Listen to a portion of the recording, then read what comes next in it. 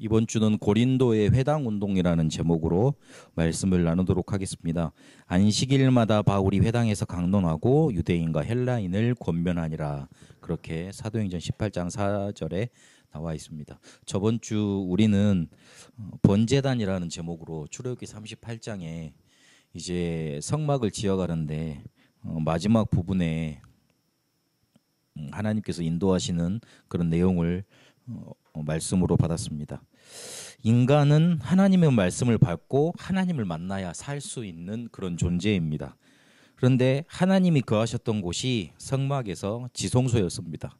하나님을 만나고 그분의 말씀을 받으려면 지성소에 일단 들어가야 됐습니다. 그런데 모든 인간이 죄인이기 때문에 죄인된 몸으로 지성소에 들어갈 수가 없잖아요. 그래서 지성소에 들어가려면 대제사장이 번제단에서 자기 죄를 사함받는 제사를 하고 들어가야만 했습니다.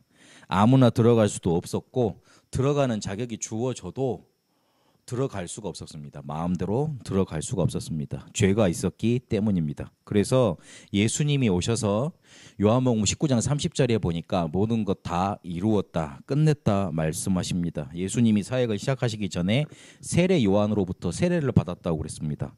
그게 바로 뭐냐면 속죄제의 완성을 뜻하는 겁니다. 번제단에 제물로 끌려오는 동물의 머리에다가 죄인의 죄가 그 동물에게로 제물에게로 이렇게 들어가도록 이렇게 제사장이 안수를 합니다. 세례 요한은 우리가 아는 대로 마지막 대제사장이었습니다.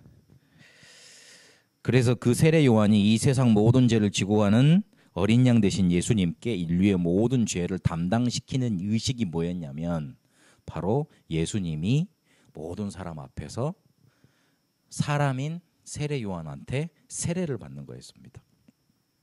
특별히 그렇게 받으시지 않아도 그렇게 안 하시고도 공생애를 시작하셔도 되는데 공생애 제일 첫 일에 뭘 하셨냐면 세례를 굳이 받으셨어요. 속죄제의 완성을 그리고 내가 그렇게 속죄 제물로 이 땅에 오셨다는 것을 알려주시는 겁니다. 그래서 오직 예수라는 그 언약을 예수님이 이 땅에 오셔서 십자가 지셔야 되는 언약을 우리에게 설명해 주신 겁니다. 번제단은 내가 당한 저주를 끝낸 자리이고 그리고 나의 무능을 해결한 자리라고 그랬습니다. 그리고 나의 영적인 문제를 끝낸 자리라고 그랬습니다. 그래서 오직 예수로 결론나고 체험되어야 됩니다. 예수님께서 십자가야 지셔야 될 이유가 이해되지 않고 체험되지 않으니까 어떤 신앙생활이 되냐면 죽은 신앙생활이 됩니다. 마태복음 16장 14절에 사람들이 나를 누구라 하느냐고 예수님께서 물어봅니다. 세례 요한, 엘리야, 에레미야 선지자 중에 하나라고 답을 하죠. 이게 바로 죽은 자들, 죽은 신앙생활을 하는 사람들이 예수님을 바라보는 관점이었습니다. 과거에 매이게 되고 현실에 무릎 꿇게 되고 미래는 두려워하게 되는 겁니다. 죽은 신앙생활을 하다 보니까 자꾸만 현장의 노예로 살아갑니다. 그래서 우리는 번제단을 회복해야 된다고 말씀받았습니다. 번제단을 회복하면 번제단을 회복했다는 말이 무슨 말입니까? 죽은 신앙생활, 예수님을 죽은 자 중에 하나로 옛날 사람 중에 하나로 그 사람이 이 땅에 다시 태어난 그런 능력자로 생각하지 않고 그리스도로 붙잡는 겁니다. 예수님이 왜 십자가 지셔야 됐는지 그 이유를 깨닫고 신앙생활을 하는 자들입니다. 그러면 내 모든 생활 속에 내 가는 곳에 답이 나타나게 돼 있고 그리고 내가 져야 될 십자가, 내가 오늘 인도받아야 될 하나님이 내게 주신 천명, 소명, 사명 따라 살아갈 수 있게 됩니다. 살아있는 신앙생활을 할 수 있게 되는 겁니다. 나의 번제단을 이번 주간도 회복하시고 현장에서 내가 왜 꼭 오직 예수만 붙잡아야 되는지 붙잡으시고 그리고 그것 따라 인도받게 되시길 바랍니다. 나의 번제단을 회복하지 못하면 자꾸 옛날로 돌아갑니다. 복음이 확실하지 않으면 자꾸 옛날로 돌아가요. 눈이 옛날에 고정돼 있어서 이게 문제네 저게 문제네 자꾸 율법 전쟁이에요. 이 이념이 잘났네 저 이념이 잘났네 자꾸 이념 전쟁이에요. 복음 제대로 정립되지 않으면 죽은 자의 신앙생활 그래 옛날 어마어마한 능력자로만 예수님을 알고 그리고 복음도 그렇게 해석하게 되어 있어요. 그러니까 다시 원래대로 돌아가는 거예요. 전 이번에 사건들 바라보면서 안타깝더라고요. 수많은 말들이 오고 왔다 갔다 하는데 안타깝더라고요. 그 미스터 트롯에 우리 그 멤버 나왔거든요. 네, 모르시잖아요, 잘. 그 중에 이렇게 성악가 중에 이렇게 트롯 그 이렇게 하겠다고 이렇게 한 그 사람이 있어요. 그 친구 내가 랩넌트 대회 때 이렇게 그 뭐야 이렇게 노래 불렀던 기억이 났거든요. 근데 미스터 트롯에 나와 그래가지고 나 저 사람 아는데 그러고 나면 이제 계속 챙겨봤어. 우리 랩넌트가 나오길래 그거에 대해서는 이런 방구도 없고 이게 맞네 어쩌네. 가슴이 아프더라고. 그 친구 어제 보니까 다른 사람들 다 가족이 와서 응원해 주던데 그 친구만 가족이 없어. 그 친구만 가족이 없어. 그러니까 그런 가정사가 있겠잖아요. 말 못할 그런 게. 목사님들이 정신 차리고 든든하게 말이야. 그런 랩넌트의 든든한 발판이 되겠다고 결단을 해도 모자랄 판에 이거 어때? 참 그렇구나. 우리가 죽은 자의 신앙생활을 하면 옛날 죽었던 사람 중에 하나로 그렇게 예수님을 알고 살면 그렇게 부분적으로 복음을 이해하면 옛날로 돌아가서 똑같이 죽었던 신앙생활 하는 거 그대로 지금도 하게 됩니다. 그래서 우리에게 날마다 번제단이 회복되고 고린도에서 일어났던 회당운동 일어나야 되겠습니다. 고린도에서 일어났던 회당운동은 만남의 축복부터 이렇게 시작이 되면서 이어졌습니다. 사도행전 2장 10절에 보면 로마에서 온 나그네라는 말이 나옵니다. 아마 그 사람들 중에 브리스가 부부가 참여했다 그렇게 말하는 신학자도 있고 또는 마가 다락방에 참석해서 은혜 받고 복음 받았던 사람들을 통해 브리스가 부부가 복음을 받았다 이렇게 전해집니다. 그런데 핍박자였던 바울도 다메섹으로 가는 길에 복음을 받았고 또 동일하게 마가 다락방에 참여했던 아나니아라는 제자를 통해서 복음을 받게 됐습니다. 그런데 이 사람들이 고린도에서 만나졌습니다. 업이 같아서 같이 일을 하고 또 서로 이렇게 통성명 할 거 아니에요. 그러다 보니까 이 사람이 복음 받은 로마에서 이렇게 온 사람들인데 나도 로마 시민권자인데 복음을 받은 사람들이구나 이렇게 서로 말이 통했던 거죠. 브리스가 부부는 자기들이 살았던 로마에서 쫓겨나 살 곳을 찾다가 고린도로 내려왔고 그리고 바울은 아테네에서 전도 사역을 실패하고 내려왔던 차에 만나게 된 겁니다. 홀로 있었거든요. 바울이 고린도에서 처음에 올 때요. 바울도 브리스가 부부도 실패했던 겁니다. 그런데 그게 실패가 아니라 성령께서 이끄신 거였습니다. 복음 가진 전도자 바울 그리고 그 전도자를 세계복음화까지 든든하게 뒤에서 밀 수 있는 바탕이었던 중직자 부부를 만나게 하시려고 하나님이 두 사람들을 이렇게 한 부부와 한 전도자를 이렇게 만나게 하신 거예요. 그 앞에는 실패, 억울한 일들이 많았지만 그게 바로 뭐였냐면 성령의 인도였습니다. 실패가 아니라 만남의 축복을 하나님이 예비하신 거예요. 그리고 실패한 것 같았지만 하나님은 놓으신 적 없었고 인도하고 계셨던 겁니다. 그렇게 성령 인도 따라 이 사람들이 만나졌는데 회당 운동이 그들을 통해서 또 일어났습니다. 안식일마다 회당에서 강론했고 유다인과 헬라인들을 권면하는 일이 일어납니다. 그리고 그 뒤에 디모데와 실라가 합류하게 되지요. 그러면서 바울이 말씀에 잡히면서 본격적으로 전도 운동이 일어나고 말씀 운동이 일어납니다. 그러면서 핍박도 일어났지만 1년 6개월을 더 머물면서 말씀 운동이 세차게 일어났습니다. 바울과 그 팀을 통해 일어났던 말씀 운동을 함께했던 브리스가 부부가 나중에 에베소로 또 가게 되는데 거기서 아볼로라 하는 사람을 만나게 되고 그 사람을 데려다가 하나님의 도를 더 정확히 설명을 하고 그 아볼로를 제자로 삼게 됩니다. 이 사람들이 단순하게 만난 것 같지만 성령 인도 때문에 만났고 실패해서 그들이 만난 것 같지만 하나님께서 인도한 만남이었습니다. 그렇기 때문에 전도 운동이 지역을 장악할 정도로 일어났고 제자가 일어났습니다. 바울과 브리스가 부부의 만남으로 시작된 고린도 교회가 말씀 운동으로 이어졌고 그리고 회당 운동으로 이어졌고 고린도 16장 19절에 보니까 브리스가 부부의 집에 교회가 생길 정도로 바울이 그렇게 무난할 정도로 제자들이 모이는 전도 운동이 일어났습니다. 고린도 교회가 바울의 편지를 통해서 이렇게 서신사가 많이 기록됐잖아요.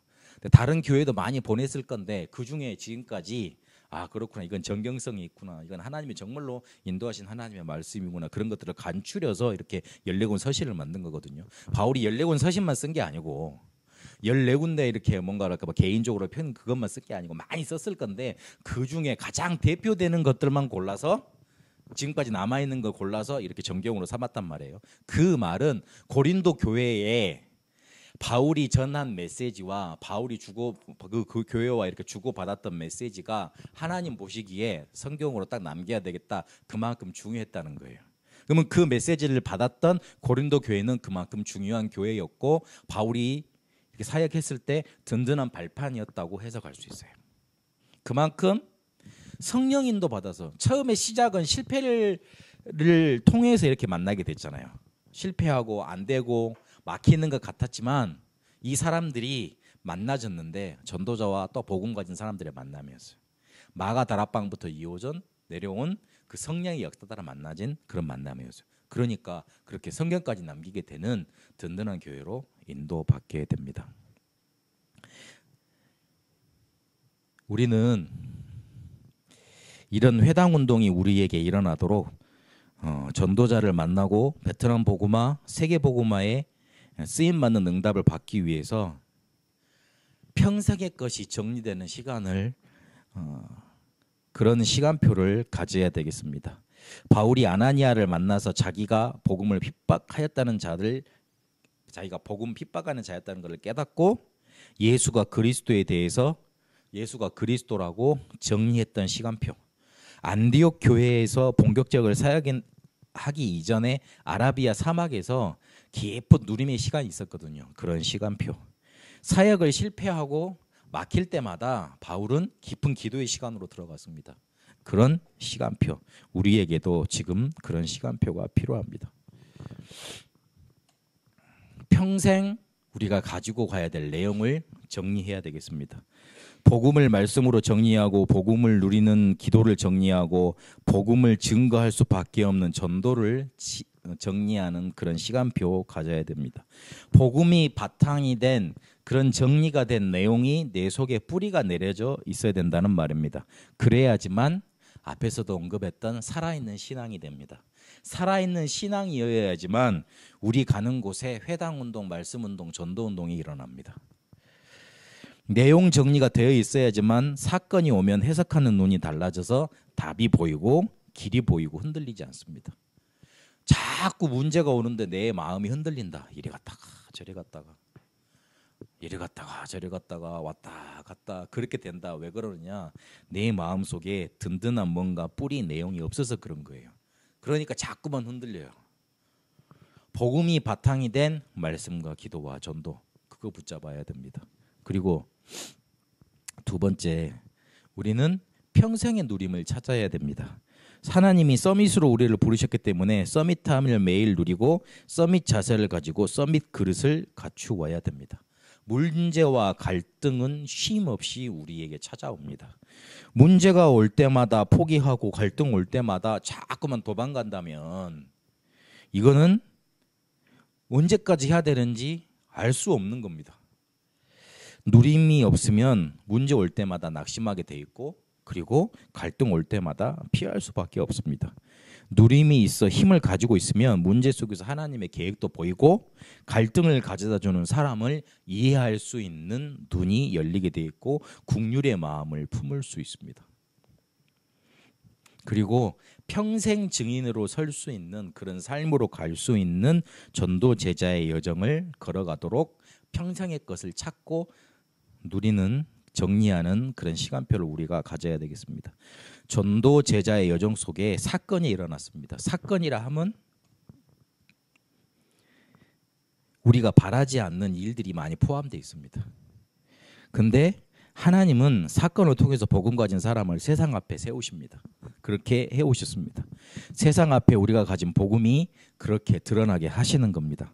그때 우리가 말하면 됩니다. 예수는 그리스도라고, 오직 예수만 구원의 길이 되신다고 그때 말하면 됩니다.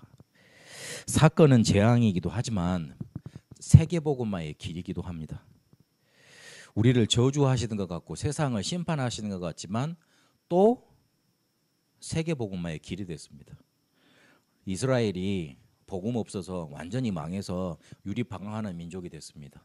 하지만 복음 있는 이스라엘 초대교회를 통해서 전 세계 흩어지게 하시면서 무슨 일이 일어났냐면 로마가 뒤집어지고 로마가 복음화되는 일이 일어났습니다. 사람은 단편적이기 때문에 자기 눈에 보이는 일만 믿을 수밖에 없어요. 그러나 동시에 뒤를 봐야 돼요. 하나님의 역사. 칼빈 목사님도 분명히 말을 했습니다. 일을 볼 때 동전의 양면 같다고. 사건은 동전의 양면 같다고. 한쪽에는 하나님의 역사가 있고 다른 쪽에는 사단의 방해가 있다고. 같이 봐야 된다고 그랬습니다. 하나님이 왜 두 눈을 주셨겠어요? 한쪽만 바라보지 말라고. 요즘 사회적 거리두기 잠시 멈춤이라는 이유로 예배마저 중단하라는 메시지가 계속 쏟아져 나옵니다. 종교 핍박이라고 보는 시선들이 많더라고요. 근데 핍박 당할 수밖에 없는 이유부터 찾고 교회 갱신해야 됩니다. 남은 뭐라 그러든 시대마다 기독교는 수만 가지 이유로 미움을 당해왔어요. 어찌 보면 이렇게 자꾸만 미움을 세상에서 미움이 쏟아져 나오는 거 당연한 일일지도 모릅니다. 그런데 우리가 좀 생각해 봐야 될 건 교회가 이런 재앙이 왔을 때 과연 필요한 역할을 해왔냐? 빨리 돌아봐야 돼요. 그런 재앙을 맞는데 교회가 앞장섰냐? 교회는 정말로 이 세상에 필요한 존재였냐? 빨리 생각해 봐야 돼요. 그리고 더 나아가 하나님은 재앙을 주셔서 벌하기도 하지만 세계 복음화라는 구원 사역을 이루십니다. 문제를 봤을 때 당연한 사건을 보고 당연한 이유를 찾고 필요성을 깨닫고 그리고 절대적인 하나님의 계획을 봐야 됩니다. 나의 번제단을 회복하고 오직 예수라는 언약을 놓치지 마시고 우리가 해야 될 전도운동, 회당운동을 우리는 해나가야 됩니다. 평생의 것을 정리하고 세상을 살려 세상에 필요한 빛과 소금을 전달하는 존재들로 우리가 갱신해야 되겠습니다. 많은 말들이 있지만 빨리 결정하려 생각하지 마시고 그리고 사람들이 이게 문제다 저게 문제다 그런 말들이 많이 쏟아져 나올 겁니다. 거기에 많이 휩쓸려 가지 마시고 조금 길게 보세요. 하나님이 우리에게 재앙을 주신 것 같고 그리고 마지막 때라고 사람들이 막 일어나서 많은 이상한 소리를 해야 될 겁니다. 미안하지만 복음 외에는 다 진리 아닙니다. 복음으로 이 사건을 바라보시고 하나님의 구원 역사가 있다는 것 그 시간으로 또 해석을 하세요. 그래야지만 바로 보이고 흔들리지 않을 수 있습니다. 이번 한 주간도 나의 번제단 회복하시고 오직 예수라는 언약 붙잡고 살아있는 신앙 속에 회당운동, 전도운동 속에 들어가게 되시길 바랍니다. 평생의 것을 정리하는 시간으로 이번 한 주간도 승리하시길 바랍니다. 기도하겠습니다. 살아계신 하나님, 우리에게 살아있는 복음을 주셨는데 그 살아있는 복음 붙잡고 나의 번제단을 회복하고 오직 예수만 붙잡고 승리하게 하여 주시옵소서. 하나님, 세상은 자꾸만 자기들 중심에서 자기들 관점으로 복음을 해석을 하고 교회를 핍박하고 그리고 자꾸만 복음을 희석시키고 있고 복음을 상실하는 쪽으로 흘러가고 있습니다. 복음 붙잡고 복음 제대로 회복하고 이 복음이 바탕이 된 말씀 기도 전도가 우리에게 정리되어져서 흔들리지 않고 전도운동 해나가고 하나님이 주시는 재앙 사건 이 앞에 전도자로 설 수 있도록 복음 가진 자로 설 수 있도록 그래서 세상을 살리는 자로 설 수 있도록 인도하여 주옵소서. 하나님이 주시는 말씀 붙잡고 이번 한 주간도 평생의 것이 회복되는 축복으로 인도받게 하여 주옵소서. 이제는 우리 주 예수 그리스도의 은혜와 하나님의 살아계심과 성령님의 역사 인도하심이 나의 번제단을 회복하고 오직 예수의 언약을 붙잡고 평생의 것을 정리하며 회당 운동에 쓰임 받기를 원하는 우리 새성교회 모든 성도들과 베트남과 한국이 이제와 영원토록 항상 함께 계실지어다. 아멘.